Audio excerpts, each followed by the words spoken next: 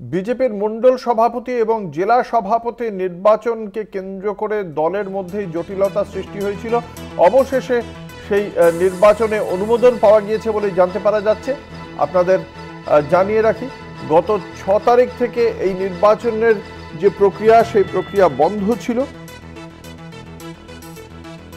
সেই বন্ধ থাকার পর অবশেষে ফের নির্বাচন বিষয়ে জানতে পারা যাচ্ছে। বিশদে জানবো এই বিষয়ে কি চিন্তা ভাবনা রয়েছে রাজ্য বিজেপির। আমাদের সঙ্গে রয়েছেন আমাদের বিশেষ প্রতিনিধি অঞ্জন রায়। অঞ্জন দা, কি তথ্য পাওয়া যাচ্ছে এই বিষয়ে? দেখো, তুমি জানো যে গত 6ই ফেব্রুয়ারি হঠাৎই কেন্দ্রীয় নেতৃত্ব নির্দেশ করে রাজ্য নেতৃত্বকে মেল পাঠিয়ে বলে যে আপাতত জেলা সভাপতি এবং মণ্ডল সভাপতি নির্বাচন বন্ধ রাখতে হবে, কারণ এই নির্বাচনকে ঘিরে নানা রকম দুর্নীতির অভিযোগ, বিক্ষোভ এসব হচ্ছিল। এবং গতকাল আমরা জানতে পারছি যে বিজেপি অফিসে সুনীল বানসাল কেন্দ্রীয় নেতৃত্ব এবং অমিত মালব্য এসে বৈঠক করেন।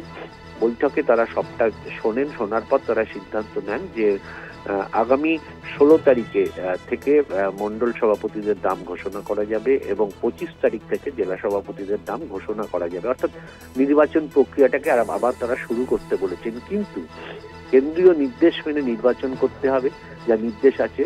তার সঙ্গে তারা বলেছেন যে কোথাও যদি বিক্ষোভ হয় তাহলে সেক্ষেত্রে সেই জায়গায় তাদের নাম ঘোষণা করা যাবে না, অর্থাৎ মণ্ডল সভাপতির নামও ঘোষণা করা যাবে না, জেলা সভাপতির নাম ঘোষণা করা যাবে না। কেন্দ্রীয় নেতৃত্বের কাছে পুরোটা পাঠাতে হবে।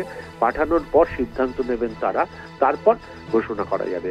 অর্থাৎ নির্বাচন প্রক্রিয়ায় যে বাধা হয়েছিল, কেন্দ্রীয় নেতৃত্ব যে বন্ধ করে দিয়েছিল, সেই প্রক্রিয়াটা আবার তারা চালু করতে বলেছেন। এবং তারা বলেছেন যে কেন্দ্রীয় নেতৃত্বের অনুমোদন নিয়েই কিন্তু এই নামগুলো ঘোষণা করতে হবে। ধন্যবাদ। আমাদের সঙ্গে ছিলেন আমাদের বিশেষ প্রতিনিধি অঞ্জন রায়।